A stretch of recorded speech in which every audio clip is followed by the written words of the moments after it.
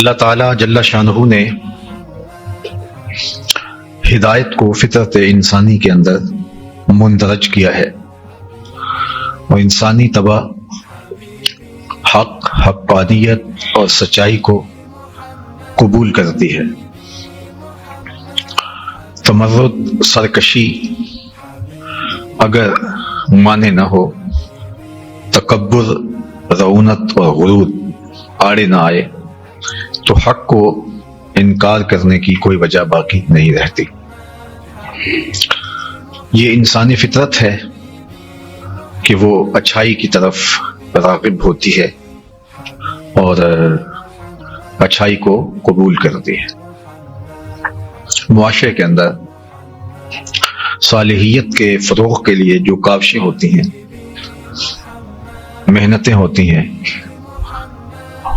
جو جد و جہد ہوتی ہے، اس کی معاونت اس فطرت سلیمہ کی وجہ سے بہت زیادہ ہوتی ہے۔ اگرچہ شیطانی قوتیں تکبر، انانیت انسان کو حق قبول کرنے سے روکتی بھی ہے، لیکن بہرحال فطرت انسانی اچھائی کی طرف راغب رہتی ہے۔ جب بھی کسی پیغمبر نے، کسی رسول نے اللہ کے دین کی دعوت دی تو اس قوم کے سلیم الفطرت لوگوں نے سب سے پہلے اس دعوت کو قبول کیا اور اس پیغمبر کے دست و بازو بن گئے۔ مغروروں نے، سرکشوں نے، متمردین نے اس دعوت کا انکار کیا اور مقابل کھڑے ہو گئے۔ اللہ تعالیٰ جل شانہ نے انبیاء کے سلسلے کو اس انسانیت کے آغاز سے ہی جاری کیا، حتیٰ کہ اس کائنات کا پہلا انسان، پہلا نبی بھی ہے، اور نبوت کی تکمیل حضور نبی رحمت صلی اللہ علیہ وآلہ وسلم پہ اس طرح ہوتی ہے کہ قیامت تک آنے والی انسانیت کے لیے حضور کی سیرت رشد و ہدایت کا وہ مینارہ نور ہے کہ جس کی روشنی میں راہ متعین کی جا سکتی ہیں اور لوگوں کو کسی اور روشنی کی ضرورت باقی نہیں رہتی۔ اللہ کے محبوب علیہ السلام سنگلاخ پہاڑوں کے دامن میں واقع شہر مکہ المکرمہ میں مبعوث ہوئے۔ جو اطراف کا ماحول ہوتا ہے اس کے اثرات طبائع پہ بھی ہوتے ہیں۔ جہاں بہتی نہریں، پھوٹتے چشمے اور ندیاں، خوشگوار پھولدار درخت ہوں تو وہاں کے لوگوں کی طبیعتوں میں نرمی ہوتی، اور جہاں چٹیل پہاڑ اور سخت سنگلاخ وادیاں ہوں تو وہاں کے لوگوں کی طبیعت کا اس پر اثر ہوتا ہے۔ مکہ المکرمہ ایک سخت پہاڑوں پر جو بے آب و گیا تھے مشتمل ایک نورانی خطہ ہے جہاں اللہ نے اپنے آخری نبی کو مبعوث فرمایا، اور یہاں کے واسیوں کی طبیعت کے اندر جو سختی تھی اس وجہ سے حضور کی دعوت کی مزاحمت بہت زیادہ ہوئی، انکار کیا گیا، حتیٰ کہ دعوت کو قبول کرنا نہ قبول کرنا یہ بندے کا اختیار ہوتا ہے، لیکن انہوں نے اس دعوت کو نہ صرف یہ کہ قبول نہیں کیا بلکہ راستے میں پتھر گڑے، کانٹے، اذیتیں، مقاومتیں، کسے گئے آوازیں اور ڈالی گئی اوجریاں اور پھینکے گئے کوڑے راہوں میں، تو یہ تاریخ کا ایک دردناک باب ہے۔ لیکن اسی معاشرت میں جہاں اتنے سخت لوگ بستے تھے، ایسے پاکیزہ صفت لوگ بھی موجود تھے کہ جنہوں نے اس دعوت کو فوراً قبول کر لیا اور پھر اپنی ساری زندگی اس کے فروغ کے لیے وقف کی۔ ایسے سلیم الفطرت مکہ المکرمہ میں بھی آپ کو ملیں گے، اطراف میں بھی ملیں گے، اور مدینہ المنورہ کی سرزمین میں انصار میں سے ایسے لوگ آپ کو ملیں گے کہ جنہوں نے اس دین حق کو فوراً قبول کیا اور پھر اپنی ساری صلاحیتیں اس دین کے فروغ کے لیے وقف کر دی۔ لیکن مکہ المکرمہ میں جس شخص نے اس دعوت کو قبول کیا اور پھر اس کے فروغ کے لیے عملاً جد و جہد کا آغاز کیا، اور ان کی کاوش اور محنت اور جد و جہد سے اسلام پھیلا، اس پاکیزہ ہستی کا نام حضرت ابو بکر صدیق رضی اللہ تعالی عنہ ہے۔ آپ کا وجود تاریخ اسلام کا روشن حوالہ ہے۔ جتنے بھی حضور کے اصحاب ہیں ان میں عشرہ مبشرہ فضل و شرف کے اعلیٰ معیار پہ، اعلیٰ مقام پہ فائز المرام ہے، اور پھر ان میں خلفائے راشدین مزید امتیاز اور عظمت و رفت کے مقام پہ دکھائی دیتے، اور ان میں سب سے اوپر نام جس پاکیزہ وجود کا لیا جاتا ہے اور امت میں جنہیں سب سے افضل و اشرف مانا گیا ہے، وہ حضرت سیدنا ابو بکر رضی اللہ تعالی عنہ کی ذات ستودہ صفات ہے۔ آپ کا نام عبداللہ تھا، ابو بکر آپ کی کنیت ہے۔ والد کا نام ابو قحافہ عثمان تھا، ان کی کنیت ابو قحافہ تھی اور نام عثمان تھا، تو عبداللہ بن عثمان آپ کا نام ہے ولدیت کے ساتھ، اور بنو تمیم سے آپ کا تعلق ہے، لیکن آپ مشہور اپنی کنیت کے ساتھ ہیں ابو بکر، اور آپ کا لقب صدیق ہے اور عتیق۔ عتیق کا لفظ آپ کے چہرے کی خوبصورتی کی وجہ سے آپ کو دیا گیا، اور ایک روایت کے مطابق اللہ کے محبوب علیہ السلام نے آپ کو دیکھ کر کہا کہ جو اس بات کو پسند کرے کہ وہ اس شخص کو دیکھے جو آتش دوزخ سے نجات پانے والا ہے، تو وہ ابو بکر کو دیکھے۔ تو یہ عتیق من النار کا لفظ آپ کے لیے حضور علیہ السلام کی زبان سے استعمال ہوا۔ صدیق جو آپ کا لقب ہے وہ بھی خاص ایک واقعہ کے بعد آپ کے ساتھ جڑا، اور سیدنا علی المرتضیٰ فرماتے ہیں کہ یہ انہیں عطا ہوا ہے نام، اور یہ ان کے نام کا حصہ گویا بن گیا۔ واقعہ یوں ہوا کہ جب حضور معراج سے واپس آئے تو یہ اتنا محیر العقول واقعہ تھا معراج کا کہ عقل انسانی اس کو سمجھنے سے قاصر تھی۔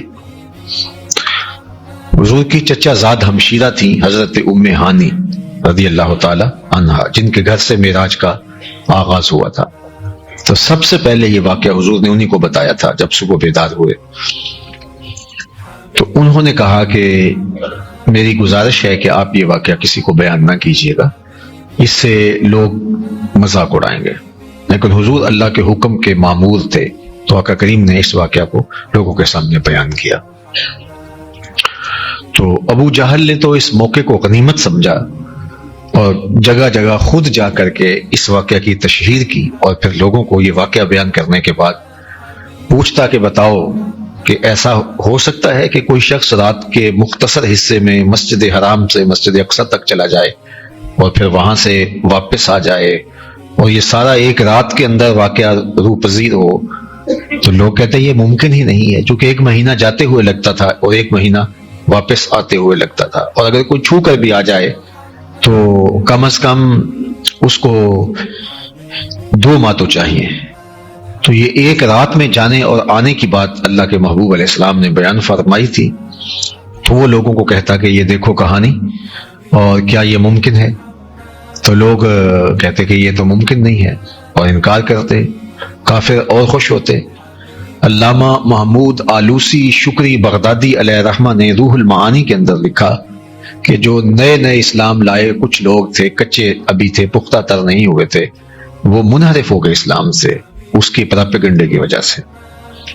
وہ اس طرح کی حوصلہ افزائی جب مخالف کو ہوتی ہے تو پھر وہ اور اپنی جد و جہد کو تیز کر دیتا ہے، حتیٰ کہ وہ ابو بکر رضی اللہ تعالی عنہ سے ملتے ہیں اور مل کے کہتا ہے کہ اگر کوئی کہے کہ رات کے مختصر حصے میں مسجد حرام سے مسجد اقصی گیا ہوں، پھر وہاں کچھ وقت گزرا، پھر واپس پلٹ آیا ہوں، اور یہ سارا واقعہ ایک رات میں ہوا ہے، تو کیا اس بات کو تم مان لو گے؟ فرمایا کہ ایک مہینہ جاتے ہوئے لگتا ہے، ایک آتے ہوئے لگتا ہے، تو ایک رات میں یہ کیسے ممکن ہے؟ اس نے سمجھا کہ لوہا گرم ہو گیا، اب چوٹ پورے ٹکانے پہ بیٹھے گی، تو کہا کہ پھر جن کا تم کلمہ پڑھتے ہو انہی نے یہ کہا ہے۔ تو حضرت ابو بکر نے کہا لئن قالہ فقد صدق فاصدقہ، اگر انہوں نے کہا ہے تو سچ کہا ہے، میں اس کی تصدیق کرتا ہوں۔ تو کہا ابھی تو تم کہہ رہے تھے کہ اگر کوئی کہے تو ماننے میں نہیں آتا۔ کہا ہاں کوئی کہے تو ماننے میں نہیں آتا، لیکن وہ تو روز ہمیں آسمان کی خبریں دیتے ہیں، ہم روز مانتے ہیں، تو لہٰذا اگر انہوں نے فرمایا ہے تو انہوں نے سچ کہا ہے اور میں اس کی تصدیق کرتا ہوں۔ علماء نے لکھا فبذالک سمیا صدیق، اسی وجہ سے آپ کا نام صدیق پڑا۔ اللہ اکبر، کہ انہوں نے معراج کی تصدیق کی بغیر کسی تردد کے، بغیر کسی انتظار کے، بغیر کسی سوچ اور عقل کے گھوڑے دوڑائے، فوراً کہہ دیا اگر یہ دعویٰ ان کا ہے تو پھر 100% سچا ہے۔ اور صرف یہاں معراج کے واقعہ میں نہیں، حضرت ابو بکر رضی اللہ تعالی عنہ کی حیات طیبہ کا اگر آپ مطالعہ کرتے ہیں تو حضور علیہ السلام کے حوالے سے وہ اپنی عقل کو تو درمیان میں لے کے آتے ہی نہیں ہیں۔ اطاعت و انقیاد اور فرما برداری اور ماننا یہ تو ختم ہے ان کے اوپر۔ آقا کریم نے بھی فرمایا کہ ابو بکر کثرت صوم و صلات کی وجہ سے تمہارے میں افضل نہیں ہے، بلکہ ایک شے ہے جو اس کے دل میں موجود ہے۔ اللہ اکبر، جس موقع پہ بھی دیکھ لو حضرت ابو بکر رضی اللہ تعالیٰ عنہ کو آپ پائیں گے کہ انہیں حضور کے فیصلے پر نہ کوئی تردد ہوتا ہے، نہ کوئی اعتراض ہوتا ہے، نہ کوئی تعامل ہوتا ہے، اور نہ کوئی تحفظ ہوتا ہے۔ جو اس زبان سے نکل گیا تو یہ اس کو من و عن قبول کرتے ہیں اور قلب و روح کے ساتھ اس کو قبول کرتے۔ صلح حدیبیہ کا موقع دیکھ لیجئے، 1400 اصحاب کے ساتھ اللہ کے محبوب عمرے کے لیے مدینہ المنورہ سے مکہ المکرمہ آتے ہیں۔ قریش مکہ مزاحم ہوتے ہیں کہ ہم آپ کو عمرہ نہیں کرنے دیں گے، تو حضرت عثمان غنی رضی اللہ تعالی عنہ کو سفیر بنا کر حضور علیہ السلام بھیجتے ہیں کہ جاؤ جا کے قریش کو بتاؤ ہم لڑنے نہیں آئے، ہم تو آئے ہیں عمرے کے لیے، تو ہم عمرہ کریں گے، مناسک ادا کریں گے اور واپس چلے جائیں گے، تو تم ہمیں کعبۃ اللہ کی زیارت سے اور عمرے کی سعادت سے نہ منع کرو، ہم کوئی لڑائی کی نیت سے نہیں آئے۔ ان کو جا کے یقین دلاؤ۔ حضرت سیدنا صدیق اکبر حضرت سیدنا عثمان غنی رضی اللہ تعالیٰ عنہ گئے اور جا کے انہیں کہا کہ میں حضور کا قاصد بن کے آیا ہوں، حضور کا سفیر بن کے آیا ہوں، ہمارا کوئی مقصد لڑائی کا نہیں ہے، ہمارا مقصد کوئی جنگ و جدل کا نہیں ہے، عمرے کی نیت سے آئے ہیں، وہ ہمیں کرنے دو اور کر کے ہم واپس چلے جائیں گے۔ انہوں نے کہا کہ ہم اس کی اجازت نہیں دیتے، اور حضرت عثمان غنی رضی اللہ تعالیٰ عنہ سے کہا کہ اگر آپ کعبۃ اللہ کا طواف کرنا چاہتے ہیں تو آپ آگے ہیں تو آپ کر لیجئے، حجر اسود ہے چوم لیجئے، مقام ابراہیم پہ نوافل ادا کر لیجئے۔ تو حضرت عثمان غنی نے فرمایا ہے کہ اگر میرے حضور طواف نہیں کریں گے تو عثمان بھی نہیں کرے گا۔ اللہ، کعبۃ اللہ سامنے ہے اور ایک مدت ہوئی بچھڑے ہوئے کعبۃ اللہ سے۔ اللہ اکبر۔ تو اب حضرت عثمان غنی رضی اللہ تعالی عنہ جب واپس آئے تو قریش نے عروہ بن مسعود الثقفی کو اپنا سفیر بنا کے مسلمانوں کے ساتھ معاہدے کے لیے حدیبیہ کے مقام پہ بھیجا، جہاں حضور پڑاؤ کیے ہوئے تھے 1400 اصحاب کے ہمراہ۔ تو عروہ بن مسعود ثقفی سفیر قریش بن کے حضور کی خدمت میں حاضر ہوا اور ایک معاہدہ تحریر پاتا ہے جسے صلح حدیبیہ کا معاہدہ تاریخ اسلام میں کہا جاتا ہے، اور یہ بڑا معرکۃ الآراء ایک صلح نامہ تھا، ایک معاہدہ تھا۔ اس میں یہ شرطیں رکھی گئیں کہ اس وقت آپ عمرہ نہیں کریں گے، واپس چلے جائیں گے، یہ ساری شرطیں۔ ان میں سے ایک شرط یہ تھی کہ اگر کوئی شخص مکہ چھوڑ کے آپ کے پاس مدینے میں آ کے پناہ لینا چاہتا ہے تو آپ اس کو پناہ نہیں دیں گے، اور اگر کوئی مدینے سے آپ کا ساتھی چھوڑ کے یہاں آتا ہے اور ہمارے پاس پناہ لینا چاہتا ہے تو ہم اس کو پناہ دیں گے۔ حضرت عمر رضی اللہ تعالیٰ عنہ نے اس شرط پر اعتراض کیا کہ شرطیں برابر کی ہونی چاہیے، اور کوئی وہاں سے چھوڑ کے آئے اور ہم اس کو پناہ نہ دیں، اور ہمارا کوئی بندہ ہو تو بگوڑا ہو تو یہ اس کو پناہ دے سکیں۔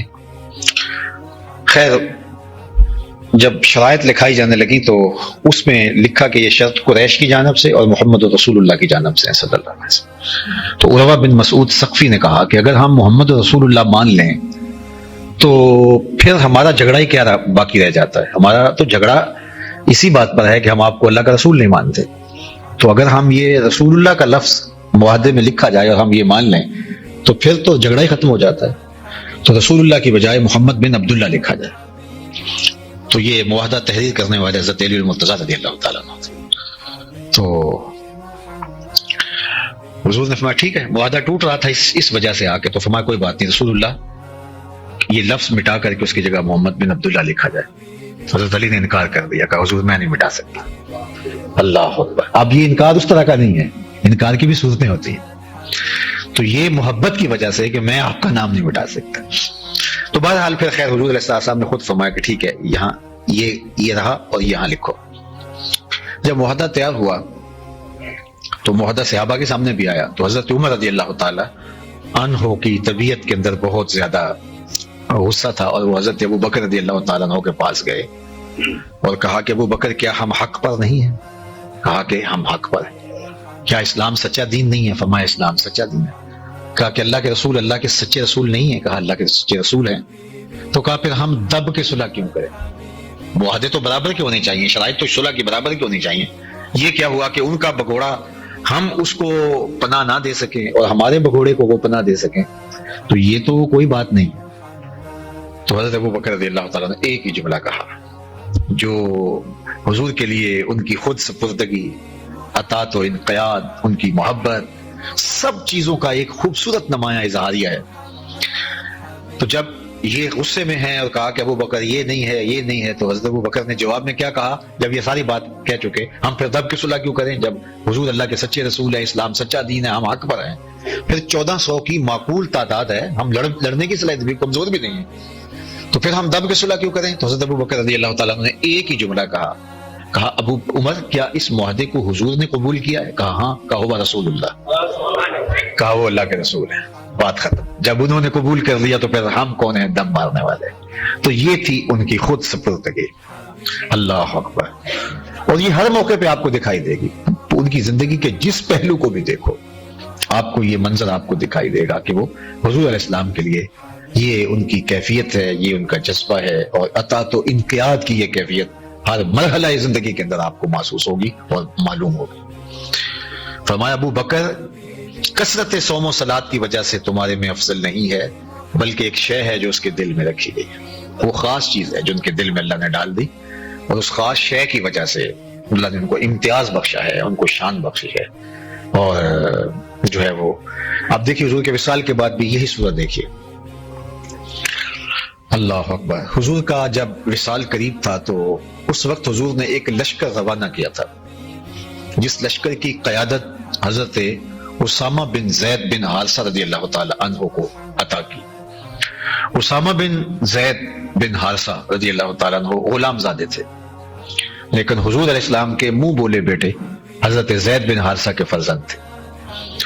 اللہ اکبر. قرآن مجید میں اگر کسی صحابی کا نام آیا ہے تو حضور کے 1,00,000 سے زائد صحابہ میں سے صرف حضرت زید کا نام آیا ہے.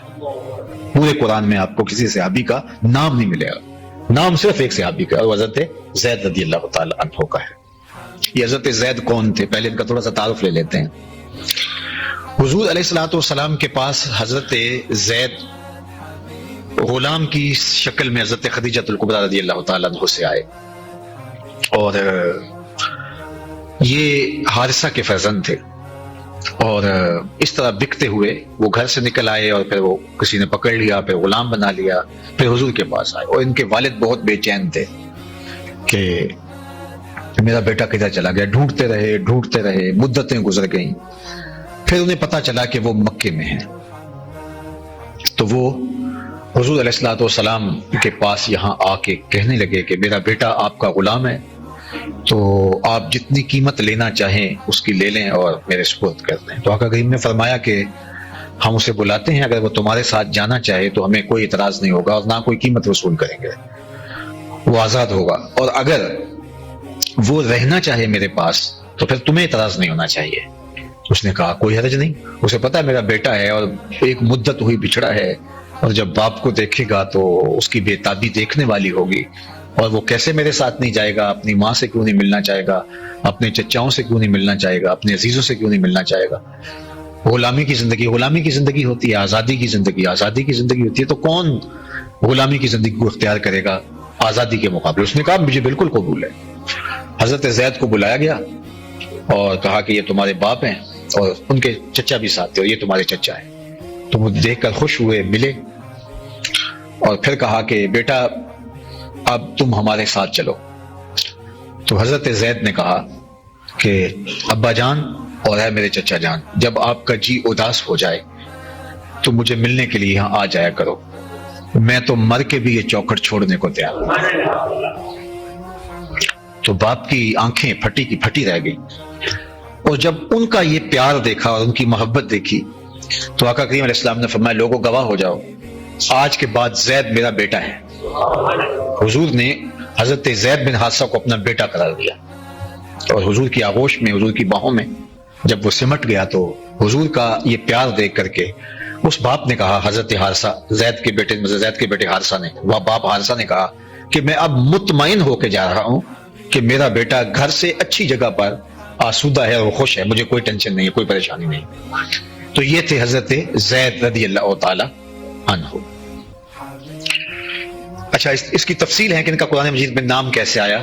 وہ حضور نے اپنے خاندان میں ان کا نکاح کیا, جس کی وجہ سے وہ پھر بعد میں نہیں بنا سکا, تو پھر طلاق ہوئی, تو اس باب میں ان کا ذکر قرآن میں آیا. اب یہ تو حضور علیہ السلام کے غلام تھے جن کو حضور نے اپنا بیٹا بھی قرار دے دیا, اور لوگ ان کو زید بن محمد کہتے تھے. تو قرآن نے پھر اس کی نفی کی, ما کان محمد ابا احد من رجالکم, تم مردوں میں سے کسی کے حقیقی باپ نہیں ہیں. تو حقیقی باپ حضور کسی کے نہیں ہیں, حضور کے فرزند تو بچپن میں انتقال کر گئے. تو حضرت زید کو حضور کے ساتھ منسوب کیا گیا تھا, لیکن وہ حضور نے ان کو اپنا بیٹا بنایا تھا, حقیقی فرزندی نہیں تھی. اچھا, ادھر حضور علیہ الصلوۃ والسلام کی والدہ ماجدہ حضرت آمنہ سلام اللہ علیہا کی کنیز تھیں, خادمہ تھیں, حضرت برکہ. حضرت برکہ جنہیں ام ایمن کے نام سے بھی دنیا یاد کرتی ہے. جب حضور علیہ السلام کی والدہ کا انتقال ہوا, حضور کی عمر اس وقت 6 ماہ تھی, تو حضرت آمنہ سلام اللہ علیہا نے حضور کو حضرت برکہ کے ہی سپرد کیا تھا کہ میری اس امانت کو امیر قریش عبد المطلب تک پہنچا دینا. تو حضرت برکہ کو حضرت عبد المطلب نے کہا کہ میرے اس بیٹے کا تم نے خیال رکھنا ہے, اور انہوں نے ماں کی طرح حضور کا خیال رکھا. اور آقا کریم کہا کرتے تھے کہ ام ایمن میری ماں کے بعد میری ماں ہے, اور یہ بھی کنیز تھی حضرت آمنہ سلام اللہ علیہا کی. اب حضرت زید کا نکاح ہوا حضرت برکہ کے ساتھ, یعنی حضرت زید حضور کے غلام منہ بولے بیٹے, اور حضرت برکہ ام ایمن سلام اللہ علیہا یہ حضرت آمنہ کی کنیز, ان دونوں کا آپس میں نکاح ہوتا ہے. اور اس نکاح سے جو بیٹا جنم لیتا ہے اس کا نام ہے اسامہ بن زید رضی اللہ تعالیٰ. ایک طرف وہ خاتون ہے جس کے بارے میں حضور کہتے ہیں یہ میری ماں کے بعد میری ماں ہے, اور دوسرا بازو پھیلا کے کہتے ہیں لوگوں سن لو اور گواہ ہو جاؤ, آج کے بعد زید میرا بیٹا ہے. اب ان کا فرزند اس سے کتنا پیار ہوگا. صرف ایک حدیث سے اس پیار کا میں آپ کو منظر پیش کرتا ہوں. حضرت اسامہ بن زید اور حضرت امام حسن دونوں حضور کے دونوں رانوں پہ بیٹھتے تھے, ایک گھٹنے میں وہ بیٹھے, ایک میں وہ بیٹھے. ایک دن حضرت اسامہ بن زید کی ناک بہہ رہی تھی, اور حضور علیہ السلام نے آگے ہاتھ بڑھایا ان کی ناک صاف کرنے کے لیے. تو ام المومنین حضرت عائشہ رضی اللہ تعالیٰ عنہا فرماتی ہیں میں نے کہا حضور آپ رہنے دیجئے میں کر لیتی ہوں. تو آقا کریم نے فرمایا عائشہ اسامہ سے میں پیار کرتا ہوں, تم بھی پیار کیا کرو. تو اسامہ رضی اللہ تعالیٰ عنہ حضور کے محبوب تھے, اور جس طرح حضور نواسوں سے پیار کرتے تھے حضور حضرت اسامہ سے اسی طرح پیار کرتے تھے. تو اسامہ رضی اللہ تعالیٰ عنہ کو حضور نے بنایا امیر لشکر. تو آپ جانتے ہیں کہ عربوں کے اندر جو نخوت تھی اور جو غلام اور آقا کا امتیاز ان کے اندر تھا, تو وہ تو کسی نہ کسی پیرائے کے اندر جو ہے وہ کہیں نہ کہیں موجود تھا, اگرچہ اسامہ کس مقام پر تھے. لیکن بہرحال حضور کا فیصلہ تھا تو کسی کو اعتراض کی ہمت نہیں تھی. کچھ ذہنوں کے اندر ہوگا تو ہوگا, لیکن کسی نے کوئی اعتراض نہیں کیا. جرف کے مقام پر یہ قافلہ بھی پہنچا تھا. یہ مدینہ المنورہ کے شمال جانب ایک پہاڑ ہے, آج کل آپ جبل احد کی طرف جائیں تو محل بنے ہوئے ہیں, تو یہ جرف اسے کہا جاتا ہے. تو جرف کے مقام پر ابھی یہ قافلہ پہنچا تھا کہ حضور کے وصال کی خبر پہنچی انہیں, اور وہ واپس آ گئے. تو پیر کے دن حضور کا وصال ہوا تھا, بدھ کو حضور کی تدفین ہوئی تھی. تو تدفین کے بعد حضرت ابو بکر رضی اللہ تعالیٰ عنہ جب خلیفے بنے تو اب لشکر اسامہ کو دوبارہ آپ نے روانہ کرنے کا کہا. تو جو صحابہ تھے انہوں نے کہا کہ حالات یہ ہیں کہ حضور کے انتقال کی خبر پورے عرب میں پھیل رہی ہے، تو آقا کریم علیہ الصلوۃ والسلام کی ذات ستودہ صفات کی وجہ سے جو لوگ دبے تھے، جو مختلف قبائل، تو کہیں وہ سر نہ اٹھا لیں.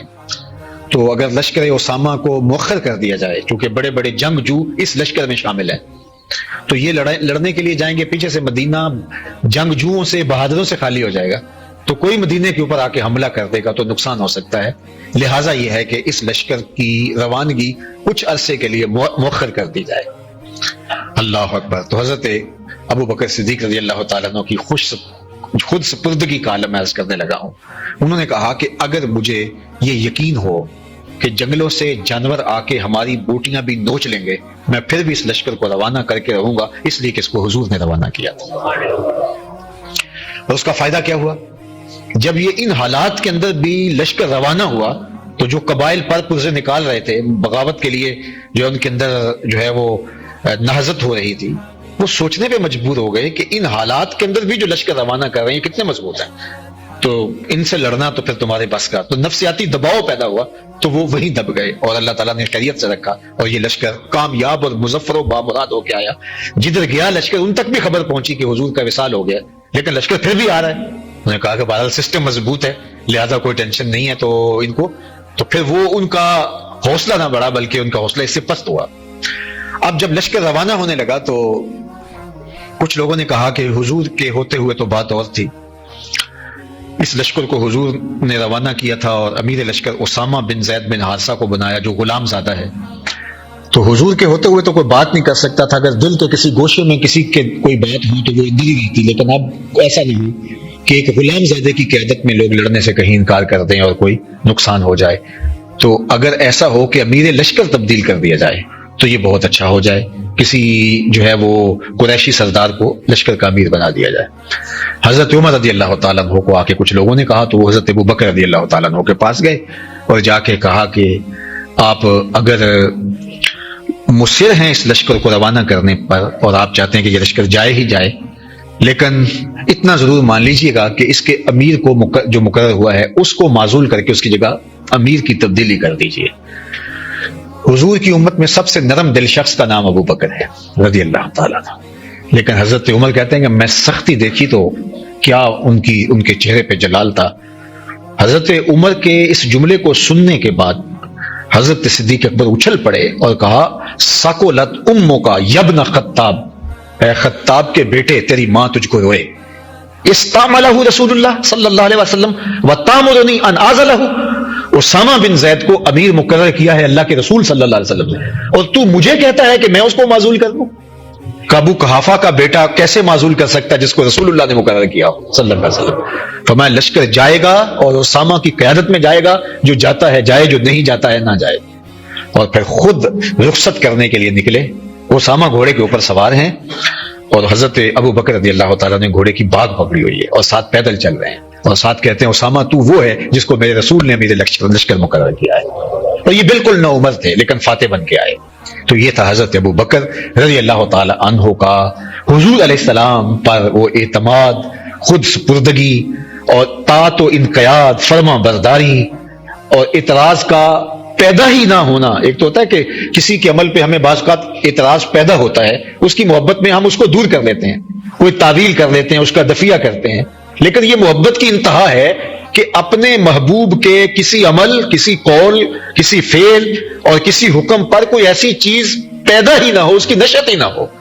اور جس شخص کو اللہ نے ایسا فطرت دی تھی اور ایسا سلیم قلب دیا تھا، زمانہ اسی شخص کو ابو بکر صدیق کہتا ہے رضی اللہ تعالیٰ عنہ. اس لیے فرمایا کثرت صوم و صلات کی وجہ سے انہیں امتیاز حاصل نہیں، بلکہ ایک شے ہے جو ان کے سینے کے اندر رکھی گئی ہے. اس عنوان سے اتنے واقعات ہیں سیرت کے جو حضرت ابو بکر رضی اللہ تعالیٰ عنہ سے جڑے ہوئے ہیں کہ حضور علیہ السلام کے حوالے سے اطاعت و انقیاد کا جو جذبہ یہاں پایا جاتا ہے وہ اپنی انتہا کو چھوتا ہے.